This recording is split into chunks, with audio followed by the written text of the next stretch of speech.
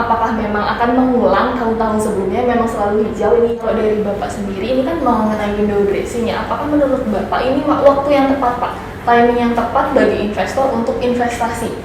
Sahabat Panel AN di sini yang sudah menjadi investor pasti familiar banget sama yang namanya window dressing. Nah, ini banyak investor yang memang menunggu-nunggu gitu ya, setiap akhir tahunnya menjadikan acuan gitu. Oh, Desember ada window dressing nih, oh ada hadiah, ada bonus akhir tahun gitu ya. Bagi investor, apakah nanti tahun ini window dressingnya sama seperti tahun kemarin? Apakah IHSG akan selalu hijau nih, seperti Desember-Desember yang lalu-lalu? Apakah window dressing ini pernah terjadi sih di obligasi?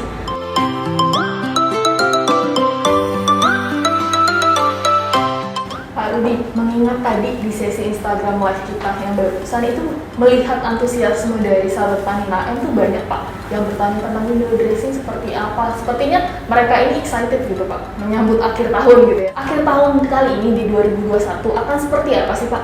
Apakah memang akan mengulang tahun-tahun sebelumnya, memang selalu hijau ini IHSG atau seperti apa Pak? Ya, jadi window dressing itu IHSG naik di bulan Desember. Kita beli akhir November, kita jual di akhir Desember. Secara statistik itu 10 bahkan 20 tahun terakhir selalu positif. Saya sih cukup yakin itu akan terulang lagi tahun ini. Kenapa? Karena bersamaan juga dengan laporan keuangan yang bagus-bagus juga. Jadi itu bisa menjadi alasan kenapa investor juga terus melakukan pembelian ya, sehingga IHSG bisa positif di akhir tahun. Nah Pak, apakah memang tahun-tahun sebelumnya itu pengaruhnya juga sama Pak? Apakah karena asing juga membeli seperti itu atau seperti apa sih Pak pemicunya itu hingga IHSG itu bertahun-tahun belakangan ini selalu hijau di Desember? Itu saya juga terus terang tidak lihat ada suatu pola yang pasti ya, karena yang beli bisa asing, bisa lokal, tapi biasanya jarang individu sih, lebih banyak institusi. Kenapa? Karena institusi itu kalau mau tutup tahun dia butuh laporan keuangannya kelihatan bagus.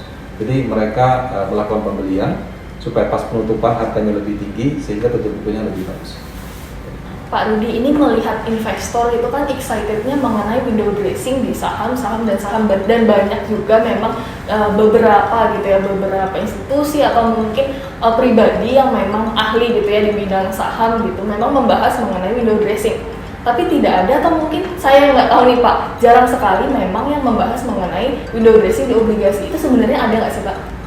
Jadi kalau kita lihat indeks harga obligasi pemerintah, itu ternyata 10 tahun terakhir juga sama kayak saham. Jadi harga obligasi pemerintah juga mengalami kenaikan selama 10 tahun terakhir pada bulan Desember. Nah Pak, apakah ini kebetulan atau memang sudah ada polanya sebelumnya? Ini kalau melihat historical data ya Pak ya, untuk obligasi sendiri itu kok sejalan ya, kalau untuk Desember ini selalu positif, betul ya Pak ya? Betul, tapi rentangnya mungkin lebih kecil. Kalau tadi kan saham 0,4 sampai 6%. Kalau ini mungkin 0% pernah. Paling tingginya kalau nggak salah cuma sekitar hampir 2%. Rata-ratanya 0,9. Memang kalau di Indonesia, kecuali terjadi tahun-tahun ekstrim ya, kayak 2020 ada COVID. Tapi kalau dalam kondisi normal biasanya harga obligasi sama harga saham itu sejalan. Jadi kalau sahamnya naik, obligasi juga naik. Kalau harga saham turun, obligasi juga turun. Cuma persentasenya lebih safe di obligasi. Jadi tidak begitu setinggi saham.